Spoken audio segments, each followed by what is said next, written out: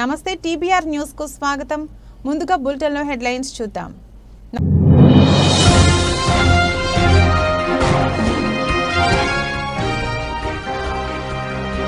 అభివృద్ధిని చూడండి, ఆశీర్వదించండి. గత టీడీపీ మాదిరిగా ప్రజలకు మాయమాటలు చెప్పడం లేదు.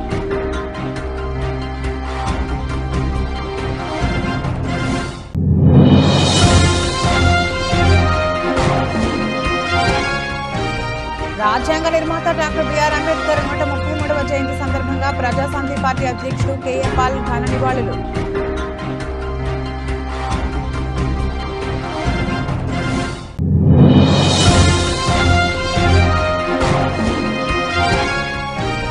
కోట దళితవాడలో ఘనంగా అంబేద్కర్ జయంతి వేడుకలు. అంబేద్కర్ యూత్ ప్రతినిధి మేజూరు చంద్రప్రకాష్ ఆధ్వర్యంలో మిఠాయిల పంపిణీ.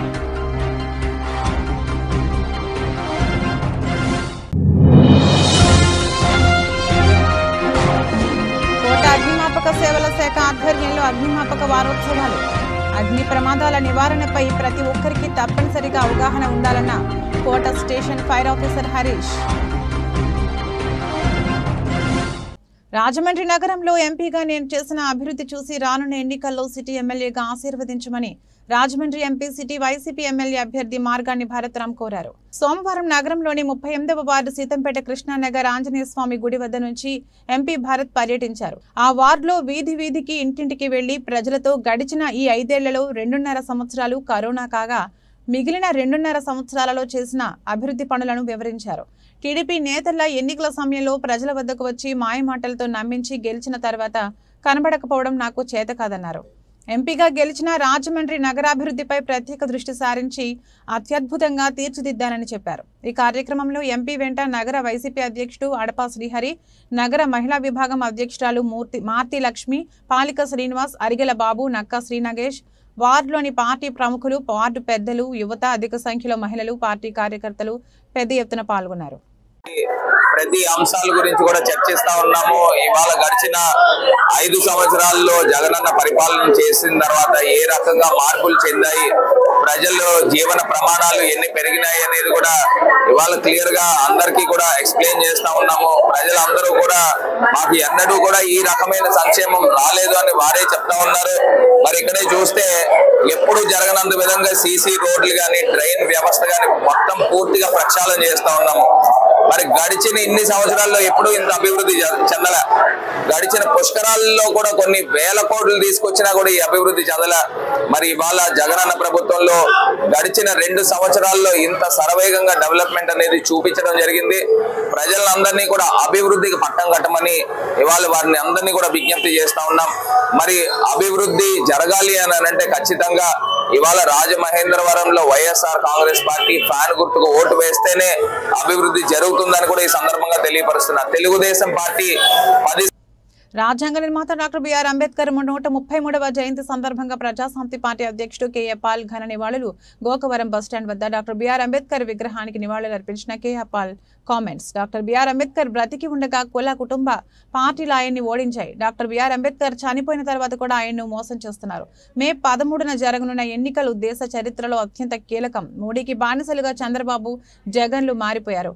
విశాఖ ఎంపీ అభ్యర్థిగా పోటీ చేస్తున్నాను. పిఠాపురంలో పోటీ చేసేందుకు కూడా ఆలోచిస్తున్నాను. పిఠాపురంలో వంగ గీత అభివృద్ధి చేయలేదు. దొంగలు, గజ దొంగలు, అవినీతి పరులు, నరహత్యలు చేసేవారు ప్రజలు ముందుకు వస్తున్నారు. ఆలోచించి ప్రజాశాంతి పార్టీకి ఓటేయండి. K A Paul. నా తెలుగు మిత్రులకు, ఓటర్స్కు అంబేద్కర్ గారి వర్తమానం అందించడానికి రాజమండ్రి వచ్చాను.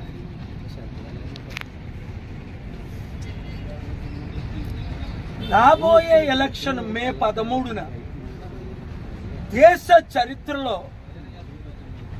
అతి ముఖ్యమైన ఎలక్షన్. చూడండి, అంబేద్కర్ గారిని ప్రేమించి పొలదండలేస్తున్నారు. కేసీఆర్ గారు అయితే 120 కోట్ల విలువైన స్టాచ్యూ కట్టారు బొమ్మని. జగన్మోహన్ రెడ్డి గారు దానికంటే 450 కోట్ల విలువైన విగ్రహాన్ని కట్టారు. ఈ కుటుంబ, కుల, అవినీతి, అక్రమ పాలన, ముఖ్యంగా కుల కుటుంబ అన్నాను, వీళ్ళు అంబేద్కర్నే మోసం చేశారు బ్రతుకుంటుండగా. అంబేద్కర్కే ఓట్లు వేయలేదు బ్రతుకుంటుండగా. అంబేద్కర్కే డిపాజిట్లు రానివ్వలేదు ఎంపీగా పోటీ చేస్తే బ్రతికుంటుండగా. చనిపోయిన తర్వాత ఇంకా ఎంత మోసాలు చేస్తున్నారు. ముఖ్యమంత్రులు లక్షల కోట్లు దోచుకుంటున్నారు, 100 కోట్లు విగ్రహాలు కడుతున్నారు, మంత్రులు 1000 కోట్లు దోచుకుంటున్నారు, ఎమ్మెల్యేలు 100 కోట్లు దోచుకుంటున్నారు. కానీ అంబేద్కర్ ఆశయాల్ని నెరవేర్చుకుంటా ఈ నాయకులు, ఇప్పుడున్న ప్రతి ఒక్క పార్టీ ఎంత మోసం చేస్తుంటే అసలు మోసపోతున్న ప్రజలకు. రాబోయే ఎన్నికల్లో వైకాపా ప్రభుత్వం ఓడిపోతుందని తెలిసే జగన్ రెడ్డి గులకరాయి డ్రామా తెరలేపాడని రాజమండ్రి రూరల్ నియోజకవర్గం టీడీపీ జనసేన బీజేపీ ఉమ్మడి ఎమ్మెల్యే అభ్యర్థి గోరంట్ల బుచ్చయ్య చౌదరి అన్నారు. సోమవారం శాసనసభ్యులు గోరంట్ల వారి నివాసం నందు ఏర్పాటు చేసిన పత్రికా సమావేశంలో ఆయన మాట్లాడుతూ, ఇది కోడికత్తి జగన్ ఆడించిన గులకరాయి డ్రామా. 2019 ఎన్నికల్లో తన అభిమానితో కోడికత్తితో గీయించుకుని అది ప్రతిపక్షాలు చేసినట్లు చెప్పి సానుభూతితో ఓట్లు వేయించుకుని ముఖ్యమంత్రి అధికారాన్ని చేపట్టిన ఘనత జగన్ రెడ్డిది అని, అదే సింపతితో నేడు గులకరాయితో డ్రామా మొదలుపెట్టారని, ఒక 6 నెలల పిల్లాడు గులకరాయితో కొట్టాడు అని జగన్ చెబుతున్నారని గోరంట్ల ఎద్దేవా చేశారు. ఈ కార్యక్రమంలో రాష్ట్ర కార్యదర్శి వాసిరెడ్డి రాంబాబు, రూరల్ మండల టీడీపీ అధ్యక్షులు మర్చెట్టి ప్రసాద్, రూరల్ నియోజకవర్గం బీసీసీఎల్ అధ్యక్షులు బత్తిన ఏడుకొండలు, పల్లి సాయి తదితరులు పాల్గొన్నారు. చంద్రబాబు రెచ్చగొట్టడం వల్ల ఈ రాజధాని చేసింది. గతంలో కూడా ఈ దున్నపోతున్న రాజధాని పుట్టి తరమంటని చెప్పాడు ఆయన. అది కూడా నువ్వు చెప్పిన మాటల ముందు ఇంత పట్టబగలు కాల్చిపారేయమన్నావు. చంద్రబాబు గారిని పట్టబగలు కాల్చేయమని చెప్పింది నువ్వే కదా. రోజు నడి రోడ్డు మీద ఊరేయమని చెప్పింది నువ్వే కదా. చంద్రబాబు గారు నీ అవినీతి అక్రమ విధానాల మీద మాట్లాడుతూ ఉన్నారు, నీ అవినీతి అక్రమాల మీద మాట్లాడుతూ ఉన్నారు. నిన్ను చంపమని చెప్పలా, గద్దె దింపమని చెబుతున్నావు. నీ అరాచకాల మీద విచారణ జరగాలని చెబుతున్నావు. విచారణ జరిపిస్తాం. అధికారంలోకి రావడంతో 1,25,000 కోట్లు దోచావు ఆల్రెడీ 5 ఏళ్లలో. మర్చిపోబాకండి. అన్ని ప్రజలను తప్పుదారి పట్టించడం కోసం నువ్వు వాడుతున్న నాటకంలో ఇది భాగం. కారణం నువ్వు ఏదైతే వేసావో ఇవి ఇలాగే ఉంటాయి. నీ నాటకాలన్నీ ఇలాగే ఉంటాయి. గులకరాయి అక్కడే తగిలిందంట, మళ్ళా స్పెండిలై పక్కాడికి తగిలిందంట, ఆ తర్వాత ముఖ్యమంత్రి గారి కాలుకి తగిలిందంట. హాహా ఏమి బా ఎవరు ఇస్తున్నారో కానీ సలహాదారులు, మరి 40 మంది సలహాదారులు ప్రభుత్వ ఖర్చుతో అలాంటి మంచి సలహాలు ఇస్తూ ఉన్నారు. పోలీసు యంత్రాంగం ఏమైంది? గాడిలో కాస్తుందా? నిన్నటికి నిన్న 14,000 కోట్లు తెచ్చావా? ఎవరు తీరుస్తాడు? నీ తాతగాడా, నీ అబ్బగాడా? నువ్వు తీరుస్తావా? ఏమని చేస్తామన్నావు? మన ఆదాయం ఎంత, మన ఆస్తులు ఎంత? ఆస్తులన్నీ తాకట్టు పెట్టేశావు. ప్రభుత్వ ఆస్తుల్ని, ఆఖరికి ప్రైవేట్ ఆస్తుల్ని, మన ఆస్తుల్ని కూడా తాకట్టు పెట్టడం కోసం చట్టం తెచ్చాడు. భూ చట్టం తెచ్చాడు. అంటే మన ఆస్తి మీద మన హక్కు ఉండదు, ప్రభుత్వానికి హక్కులు వాటిని కూడా తాకట్టు పెట్టాలని కొత్త చట్టం తెచ్చాడు. ఇవాళ దీని కూడా ప్రజలు గమనిస్తూ ఉన్నారు. ఒకటే చెబుతున్నాం, ఇవాళ ప్రతిపక్షాల మీద రాళ్ళేయాలని, ప్రతిపక్షాల మీదకి నేరాలు మోపాలని, తప్పుడు కేసులు పెట్టాలని ప్రయత్నం చేస్తా ఉన్నావు.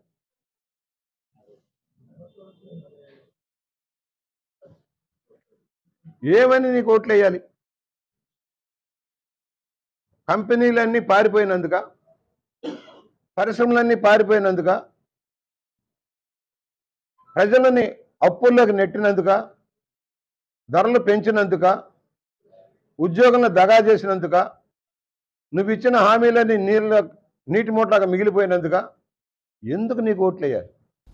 అగ్ని ప్రమాదాల నివారణపై ప్రతి ఒక్కరికి తప్పనిసరిగా అవగాహన ఉండాలని కోట స్టేషన్ ఫైర్ ఆఫీసర్ హరీష్ పేర్కొన్నారు. తిరుపతి జిల్లా కోట అగ్నిమాపక సేవల శాఖ ఆధ్వర్యంలో అగ్నిమాపక వారోత్సవాలు ప్రారంభమయ్యాయి.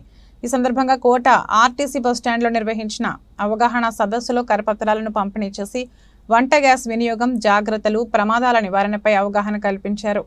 అనంతరం వారు మాట్లాడుతూ అగ్ని ప్రమాదాలు జరిగినప్పుడు తీసుకోవాల్సిన జాగ్రత్తలను తెలియజేశారు. గృహిణులు వంటగదుల్లో తీసుకోవాల్సిన జాగ్రత్తలపై డెమో చేసి చూపించారు. ఈ కార్యక్రమంలో అగ్నిమాపక సిబ్బంది సిద్దిక్ నాగరాజు, శ్రీనివాసులు, నరసింహం, వెంకట సుబ్బయ్య, శ్రీహరి, సునీల్, దుర్గాప్రసాద్, నాగేంద్రబాబు తదితరులు పాల్గొన్నారు. డిపార్ట్మెంట్లో ప్రతి సంవత్సరం ఏప్రిల్ 14వ తారీఖు నుంచి 26వ తారీఖు వరకు అగ్నిమాపక వారోత్సవాలు అనేది నిర్వహిస్తున్నాము. ఈ వారోత్సవాల్లో భాగంగా ఒకరోజు స్కూలు, ఒకరోజు గ్యాస్ గోడౌను, ఇంకా ఇండస్ట్రీస్, మరియు వారో రోజుల్లో ఇలా ఒక్కొక్క రోజు ఒక్కొక్క దగ్గరికి వెళ్ళి అగ్ని ప్రమాదం సంభవించినప్పుడు ఎలా దాన్ని ఎస్టిమేట్ చేయాలి, ముందస్తు జాగ్రత్తలు ప్రికాషన్స్ కూడా వాళ్ళకి తెలియజేయడం అనేది ఈరోజు రెండో అగ్నిమాపక వారోత్సవాల్లో భాగంగా ఈరోజు రెండో రోజు ఆర్టీసీ బస్టాండ్లో డెమో నిర్వహించాము. గ్యాస్ సిలిండర్ గురించి ప్రాక్టికల్గా చేసి చూపించాం, మరియు ప్రయాణికుల చేత కూడా వాళ్ళ చేత చేసి చూపించడం జరిగింది. ఇంకా ఇంట్లో జరిగే ఎలక్ట్రికల్ ఫైర్స్ వాటిని ఎలా ఎస్టిమేట్ చేయాలనేది నిర్వహించాము. ఉమ్మడి నెల్లూరు జిల్లా నాయుడుపేట పట్టణంలోని మున్సిపల్ పార్క్ వద్ద మారియో రెస్ట్రో పేరుతో రెస్టారెంట్ను నూతనంగా ఏర్పాటు చేశారు. ఈ మేరకు ఆ రెస్టారెంట్ను సూళ్లూరుపేట శాసనసభ్యులు కిలివేటి సంజీవయ్య ప్రారంభించి నిర్వాహకులు శుభాకాంక్షలు తెలియజేశారు. పట్టణ ప్రజలకు నాణ్యమైన సేవలను అందిస్తూ వ్యాపారం మంచి వృద్ధి చెందాలని ఆకాంక్షిస్తున్నట్లు తెలిపారు. నాయుడుపేటలో బాసిల్ ఆధ్వర్యంలో ఏర్పాటు చేసిన ఈ షాపును పలువురు రాజకీయ నాయకులు సందర్శించారు.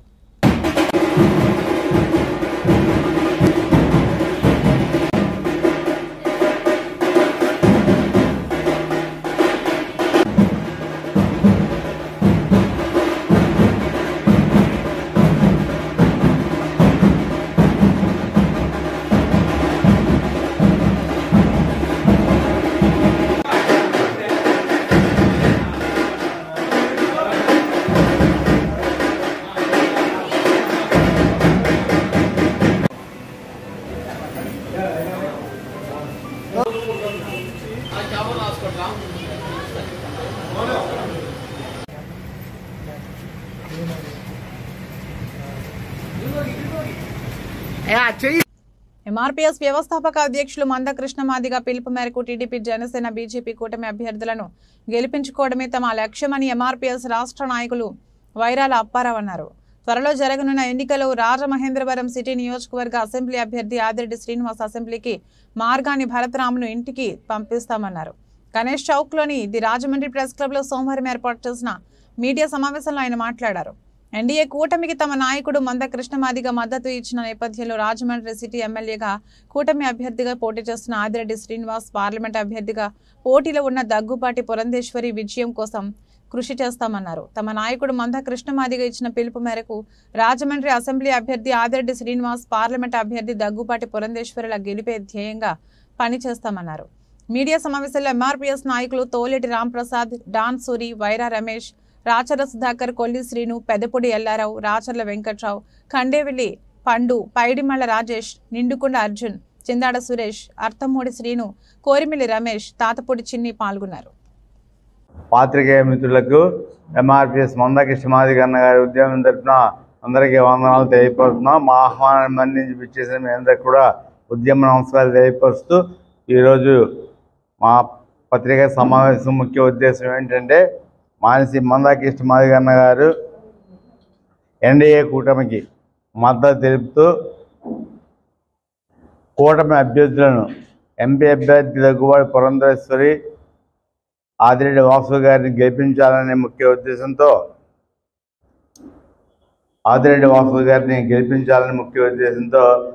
175 నియోజకవర్గాల నుండి కూడా పత్రికా విలేకరుల సమావేశం ఏర్పాటు చేయడం మాకు పిలుపునిచ్చారు. అందులో భాగంగా మందకృష్ణ మాదిగ పిలుపు, ఆదిరెడ్డి వాసు గెలుపు. మందకృష్ణ మాదిగ పిలుపు, దగ్గుబాటి పురంధేశ్వరి గెలుపు. మేము ఈ ఎన్డీఏ కూటమికి ఈ బీజేపీ అభ్యర్థి, తెలుగుదేశం అభ్యర్థి, జనసేన అభ్యర్థికి మేము మద్దతు ఇవ్వడానికి కారణం ఏంటంటే జగన్మోహన్ రెడ్డి ఎంపీగా ఉండేటప్పుడు వర్గీకరణకు అనుకూలంగా లెటర్ ఇచ్చి ముఖ్యమంత్రి అయిన వెంటనే మాట మార్చి వర్గీకరణ చేయన్నాడు. మాట తప్పను మడం తిప్పనన్నటువంటి జగన్మోహన్ రెడ్డి మాట తప్పి మడం తిప్పి మాదిగలకు తీరని ద్రోహం చేస్తున్నాడు. అందులో భాగంగా దేశ ప్రధానమంత్రి నరేంద్ర మోదీ గారు మా మీటింగ్ వచ్చి వర్గీకరణకు అనుకూలంగా కమిటీ వేసి కమిటీ రిపోర్ట్ రప్పించి వర్గీకరణ అమలు చేస్తానని వాగ్దానం చేశారు. మాకు వర్గీకరణే మాకు మూలాధారం. వర్గీకరణ ఉంటేనే మా జాతి మనుగడ కొనసాగుతుంది. ముఖ్యంగా 94 మందాకృష్ణ మాదిగ గారి వేదిక మీద వచ్చిన తర్వాత మా పిల్లలు ఉన్నతమైన చదువులు చదువుకొని సరైన ఉద్యోగాలు లేక ఖాళీగా ఉన్నటువంటి పరిస్థితి. ప్రభుత్వం అంబేద్కర్ గారు సాధించిన 15% రిజర్వేషన్లో మాకు జనాభా తమాషా ప్రకారం మా ఓటా మాకు కావాలని మేము పోరాడుతున్నాం. మా ఈ పోరాటం 30 సంవత్సరాల సుదీర్ఘ పోరాటం. మందాకృష్ణ మాదిగ గారు పోరాడుతున్నారు. ఎంతోమంది నాయకులు వచ్చారు, పోయారు. కాంగ్రెస్ పార్టీ 2004-2014 మేనిఫెస్టోలో పెట్టి అవకాశం ఉండి కూడా మాకు ద్రోహం చేసింది. రాజశేఖర రెడ్డి గారు నా జీవితాశయం ఒకటే వర్గీకరణ, 2 పోలవరం అన్నాడు. వర్గీకరణ చేస్తానని చెప్పిన రాజశేఖర రెడ్డి గారు ఉషా మెహ్రా కమిషన్ వేయించి రిపోర్టు మాకు అనుకూలంగా తెప్పించి ఆయన బ్రతికి ఉంటే ఈ పాటికి మాకు వర్గీకరణ అయిపోను. కానీ ఈ ఉమ్మడి తూర్పుగోదావరి జిల్లాలో ఒక మాజీ ఎమ్మెల్యే మాజీ ఎంపీ లేకపోవడం ఇది రాజ్యాంగ ద్రోహంగా మేము భావిస్తున్నాం. అలాగే ఈ మధ్యకాలంలో రాజమండ్రి అభ్యర్థి అసెంబ్లీ అభ్యర్థుల్లో వైఎస్ఆర్ టీడీపీ ముఖ్యంగా పోటాపోటీగా ఉంది. మా ఈ పూర్తి మద్దతు వాసు గారికి మేము ప్రకటిస్తున్నాం. వాసు గారిని గెలిపిస్తామని తెలియపరుస్తున్నాం. ఈ మధ్యకాలంలో రాజమండ్రి పట్టణంలో 13 మాదిపేటలు ఉన్నాయి అర్బన్లో. ఈ మాదిపేటల్లోనూ కూడా కొంతమంది మాదిగ నాయకుల్ని ఒక చోట కూర్చోబెట్టి ఒక బీసీ నాయకుడు రాజమండ్రిలో మీకు ఒక కమ్యూనిటీ హాల్ నిర్మిస్తాము, మీరంతా వైఎస్ఆర్ పార్టీ ఓటు వేయమని ఆయన అడిగాడంట. అయితే మా డిమాండ్ వైఎస్ఆర్ పార్టీ అసెంబ్లీ అభ్యర్థి భరత్ గారు జ్యోతిరావు పూలేని పొగుడుతూ అంబేద్కర్ గారి 14వ తారీఖు జయంతి పొగిడాడే తప్ప బాబు జగజ్జనరావు గురించి ఆ రోజు ఒక మాట కూడా మాట్లాడలేదు. అంటే మాదిగలు మీకు ఇష్టం ఉండదు.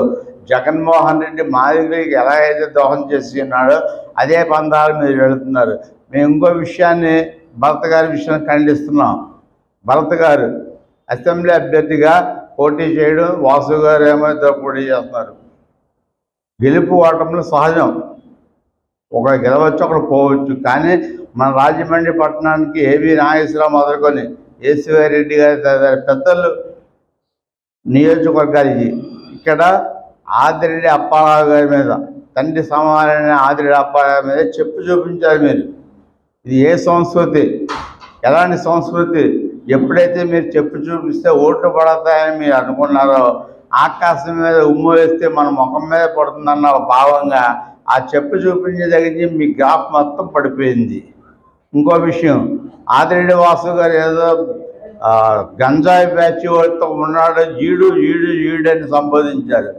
మిత్రపక్షమైనా ప్రతిపక్షమైనా స్వపక్షమైనా ప్రజాస్వామ్యంలో ముందు గౌరవప్రదమైనటువంటి భాష వాడడం ముఖ్యం. ప్రతిపక్షాలను బూతులు తిరిగితే ఓట్లు పడదనుకోవడం తప్పు. అభ్యర్థిని గౌరవించుకోవాలి. మీరు ఎప్పుడైతే వాసు గారిని ఆ విధంగా మాట్లాడారో అందరూ రాజమండ్రి పట్టణ ప్రజలు నవ్వుకున్నారు, అసహించుకున్నారు. ఇలాంటివి పునరావృతం కాకుండా చూసుకోండి. ఎవరో ఒకరు గెలుస్తారు. మేమైతే ఆదిరెడ్డి వాసు గారిని, పురంధరేశ్వరి గారిని గెలిపిస్తాం. అది మా మందాకృష్ణ మాదిగ గారు మాకు పిలిపించారు. ఎందుకు ఇచ్చారంటే సంకల్ప పత్ర పేరిట బీజేపీ విడుదల చేసిన మేనిఫెస్టో ప్రజాహితాన్ని కాంక్షించే ప్రజామోద ప్రణాళికగా బీజేపీ రాష్ట్ర అధ్యక్షురాలు రాజమండ్రి పార్లమెంట్ అభ్యర్థి దగ్గుబాటి పురంధేశ్వరి అభివర్ణించారు. పేదలు, యువత, మహిళలు, రైతులు, సీనియర్ సిటిజన్స్, మధ్యతరగతి ప్రజలకు న్యాయం చేయడానికి ఉద్దేశించిన అంశాలు ఇందులో ఉన్నాయని చెప్పారు. జాతీయ రహదారిని ఆనుకుని ఎస్పీ ఆఫీస్ ఎదురుగా గల బీజేపీ ఎన్నికల కార్యాలయంలో సోమవారం ఏర్పాటు చేసిన మీడియా సమావేశంలో ఆమె మాట్లాడారు. వికసిత్ భారత్ వివిధ సభల్లో రాష్ట్ర పార్టీకి, కేంద్ర పార్టీకి చేయాల్సిన సూచనలతో కూడిన 2 బాక్సులు పెట్టామని, అందులో కేంద్రానికి సంబంధించిన బాక్సుల్లో వచ్చిన సూచనలు కేంద్ర పార్టీకి పంపించామని పురంధేశ్వరి వివరించారు. సైబర్ క్రైమ్ విస్తరిస్తున్న నేపథ్యంలో దీనిపై దృష్టి సారించాలని మేనిఫెస్టోలో పెట్టినట్లు పురంధేశ్వరి చెప్పారు. 2004 నుండి 2014 వరకు ఆర్థిక శక్తి పరంగా భారత్ 11వ ర్యాంకులో ఉండగా 2014 నుంచి 2024 వరకు తీసుకున్న చర్యల కారణంగా 5వ స్థానానికి వచ్చిందని ఆమె చెబుతూ ఇప్పుడు 3వ ఆర్థిక శక్తిగా ఆవిష్కరించడానికి బీజేపీ సన్నద్ధమవుతోందని ఆమె చెప్పారు. ఒకే దేశం ఒకే ఎన్నికలు అనే ఆలోచనకు కట్టుబడి ఉన్నామని చెబుతూ ఎన్నికల ప్రణాళికతో ఈ అంశాన్ని పొందుపరిచినట్లు ఆమె చెప్పారు. అదేవిధంగా మేము కనుక పబ్లిక్ మీటింగ్స్ నిర్వహించినట్లయితే అక్కడ కూడా 2 బాక్స్ పెట్టి, ఒకటి కేంద్ర ప్రభుత్వానికి సూచనలు, 2 రాష్ట్ర పార్టీ నుండి ఏం ఎక్స్పెక్ట్ చేస్తున్నారు, ఈ 2 బాక్సులు కూడా పెట్టి మేము కూడా అభిప్రాయ సేకరణ చేయడం జరిగింది. కేంద్రానికి వచ్చిన సూచనలు కేంద్రానికి పంపించాం, మాకు వచ్చినటువంటి కూడా మేము కేంద్రానికి పంపించాం. ఎందుకంటే మేము సెంట్రల్ మేనిఫెస్టోతో వెళ్ళాలి అని చెప్పి నిర్ణయించుకున్నాం. కనుక 1 కోటి సూచనలు ఏవైతే ఉన్నాయో వాటన్నిటినీ కూడా క్రోడీకరించి ఇవాళ ప్రజామోదం, ప్రజాహితాన్ని ఆకాంక్షించేటువంటి మేనిఫెస్టో తోటి ఇవాళ నిన్న భారతీయ జనతా పార్టీ ప్రజల ముందుకు రావడం జరిగింది. ఎన్నికల సందర్భంలో 2024 సార్వత్రిక ఎన్నికల నేపథ్యంలో ఈ యొక్క మేనిఫెస్టోకి సంకల్ప పత్ర అని వారు పేరు పెట్టారు. ఎందుకంటే సంకల్ప పత్రాన్ని, ఎందుకంటే ప్రజాభిప్రాయాన్ని తీసుకున్నాము, ప్రజల సూచనలు మేము క్రోడీకరించాము, కానీ వాటిని ఆచరణలో పెట్టేటువంటి సంకల్పంతో, దృఢ సంకల్పంతో భారతీయ జనతా పార్టీ ముందుకు వెళ్ళబోతుంది అనేటువంటి సూచన ఇవ్వడానికి దీనికి సంకల్ప పత్ర అని దీనికి నామకరణం చేయటం జరిగింది.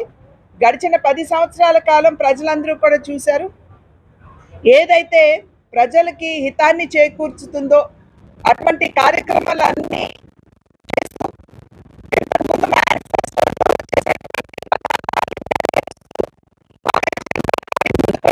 విషయాన్ని ప్రజలందరూ కూడా గమనించారు. అయితే ఈ సందర్భంలో మేము నొక్కి వ్యాఖ్యానించాల్సినటువంటి విషయం, ఇవాళ భారతీయ జనతా పార్టీ దగ్గర ఈ యొక్క మేనిఫెస్టోని కింద వరకు తీసుకువెళ్ళేటువంటి సంస్థాగత పరమైనటువంటి బలం భారతీయ జనతా పార్టీకి ఉంది. అది మాత్రమే కాకుండా ప్రజలకి చేసినటువంటి వాగ్దానాల్ని కార్యాచరణ రూపంలో పెట్టేటువంటి నాయకత్వం కూడా ఇవాళ మా దగ్గర ఉంది.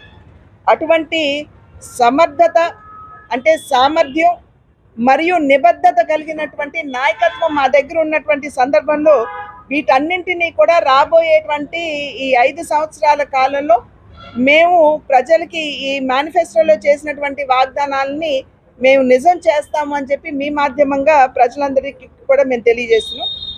దీంట్లో మేనిఫెస్టోని కనుక మీరు చూసినట్లయితే చాలా వరకు పాత్రికేయ మిత్రుల దగ్గరికి వచ్చి ఉంటుంది, కానీ మీరు కనుక చూసినట్లయితే దీంట్లో 24 వర్టికల్స్ ఉన్నాయి, అంటే రంగాలు ఉన్నాయి. అదేవిధంగా 10 సామాజిక పరమైనటువంటి కమ్యూనిటీస్ ఏవైతే ఉన్నాయో వాటిని కూడా ఐడెంటిఫై చేయడం జరిగింది. ఎందుకంటే వారు ఎవరైతే సంక్షేమానికి సుదూరంలో ఉన్నారో వారందరికీ న్యాయం చేయాలి అనేటువంటి ఆలోచనతో ఈ 10 వర్గాల వారిని కూడా ఐడెంటిఫై చేయడం జరిగింది అని చెప్పి తెలియజేస్తున్నాం. దీంట్లోకి వచ్చేటప్పటికి ఈ 10 వర్గాల వారు ఎవరు అని చెప్పి మనం ఒక్కసారి చూసినట్లయితే, మొట్టమొదటిగా పేదవాడు, దేశంలో ఉన్నటువంటి పేదవాడికి సంక్షేమాన్ని అందించడం. 2 మధ్యతరగతి వారు, చాలా వరకు కూడా అటు పైన ఇటు కింద వారికి లాభం చాలా వరకు చేకూరుతుంది, కానీ మధ్యతరగతి వారికి న్యాయం లేదా లాభం చేకూరే విధంగా ఏ ప్రభుత్వం కూడా కార్యక్రమాలు చేపట్టడం లేదు అనేటువంటి ఒక ఆందోళన వారి మనసుల్లో ఉన్న తిరుపతి జిల్లా కోట మండలం కోట దళితవాడలో డాక్టర్ బాబాసాహెబ్ అంబేద్కర్ జయంతి 133వ జయంతి వేడుకలు అంబేద్కర్ యూత్ ప్రతినిధి మీజూరు చంద్రప్రకాష్ ఆధ్వర్యంలో ఘనంగా జరిగాయి. ఈ సందర్భంగా కేక్ను కట్ చేసి మిఠాయిలు పంచిపెట్టారు. ముందుగా వారు అంబేద్కర్ విగ్రహాన్ని పూలమాలలు వేసి ఘన నివాళులు అర్పించారు. ఈ కార్యక్రమానికి ముఖ్య అతిథిగా హాజరైన కోట ఎంఈఓ ద్వారా మస్తానయ్య మాట్లాడుతూ దేశ భవిష్యత్తు కోసం అంబేద్కర్ చేసిన త్యాగాలను కొనియాడారు. అంబేద్కర్ను ప్రతి పౌరుడు ఆదర్శంగా తీసుకోవాలని పిలుపునిచ్చారు. ఈ కార్యక్రమంలో రాయపు సుబ్రహ్మణ్యం, మీజూరు నవీన్, స్టాలిన్, పాల మల్లికార్జునరావు, పనబాక హేమంత్, వాకాటి వెంకటేష్, తేపలపూడి శ్రీకాంత్, మీజూరు మధుబాబు, వల్లం స్వరూప, రాయపు రాకేష్, మీజూరు చిన్న, రౌతు వెంకయ్య, అరవింద్, స్థానిక మహిళలు, యువకులు పెద్ద ఎత్తున ఉత్సాహంగా పాల్గొన్నారు. కొనసాగిస్తాం అంబేద్కర్ ఆలోచన విధానాన్ని.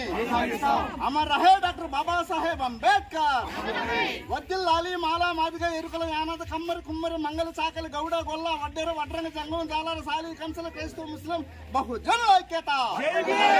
జై భీమ్, జై జై భీమ్.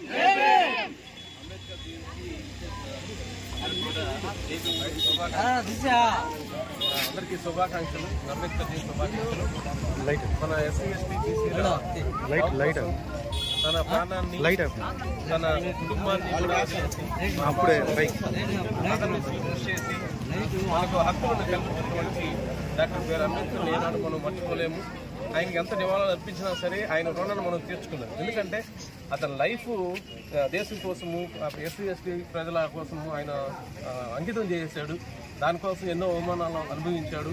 ఎంతో బాగా చదువుకొని, అంటే అసలు ఎందుకు వెనకబడున్నారు, అంతరాని వాళ్ళు ఎందుకు వెనకబడినారన్న ఉద్దేశంతో అన్ని దేశాలు తిరిగి అన్ని విషయాలు కనుక్కొని ఎందుకు వెనకబడుతున్నామో తెలియజేసి అందరికీ విన్నపాలిచ్చి మనకు అనేకమైన హక్కులు, మనకు జీవించే హక్కు, చదువుకునే హక్కు, మాట్లాడే హక్కు, రాజకీయ హక్కు అన్నీ కూడా కావాలని ప్రభుత్వానికి విన్నవించి అవన్నీ కూడా సంపాదించి మనకు అందించడం జరిగింది. అదేవిధంగా మనం మిగిలిన రాజ్యాధికారుల కోసం మనం ఏదైనా చేయాలని కూడా తెలియజేయడం జరిగింది. ఆ ఉద్దేశంతో మనం గతంలో కూడా ఎన్నో ఉద్యమాలు చేసాము ఇక్కడ కోటపల్లిలో. దాన్ని మళ్ళీ ఈరోజు కొత్తగా ఈరోజు ఆరంభించిన యువత, ఇక్కడ ఉన్నటువంటి అంబేద్కర్ ఆ యువతకి నిజంగా నేను ధన్యవాదాలు తెలియజేస్తున్నాను. ఎందుకంటే ఆ స్తబ్దంగా ఉన్నటువంటి ఈ పోరాటాన్ని, అంబేద్కర్ అనేది పోరాటం పైన మనల్ని హక్కులు సాధించుకోగలుగుతాము. పోరాటం లేకుండా ఏమీ చేయలేము. మీరు ఎన్ని విన్నపాలు ఇచ్చినా పోరాటం అనేది లేకపోతే, ఐక్యంగా ఉండకపోతే ఏమీ చేయలేదని ఆయన నిర్ణయించారు. అన్నీ కూడా తన పుస్తకాల రూపంలో, వ్యాసాల రూపంలో ఆయన రాసి తెచ్చిపోయాడు. అవన్నీ చదువుకుని మనం కాలేజ్ హక్కుల కోసం మనం. బులెటిన్ ముగించే ముందు హెడ్లైన్స్ మరొకసారి.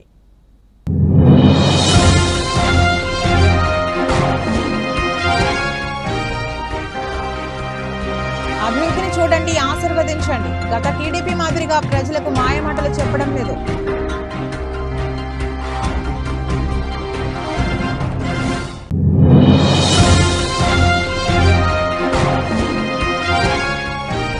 రాజ్యాంగ నిర్మాత డాక్టర్ బిఆర్ అంబేద్కర్ 133వ జయంతి సందర్భంగా ప్రజాశాంతి పార్టీ అధ్యక్షుడు కేఏ పాల్ ఘన నివాళులు.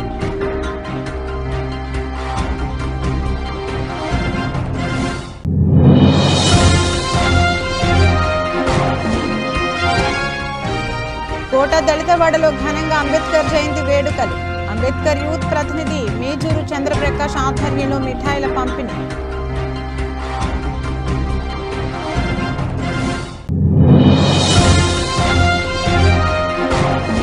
కోట అగ్నిమాపక సేవల శాఖ ఆధ్వర్యంలో అగ్నిమాపక వారోత్సవాలు. అగ్ని ప్రమాదాల నివారణపై ప్రతి ఒక్కరికి తప్పనిసరిగా అవగాహన ఉండాలన్న Kota station fire officer Harish. ఇది రోజు బులెటిన్. మరో బులెటిన్ మళ్ళీ కలుద్దాం. అంతవరకు సెలవు. నమస్కారం.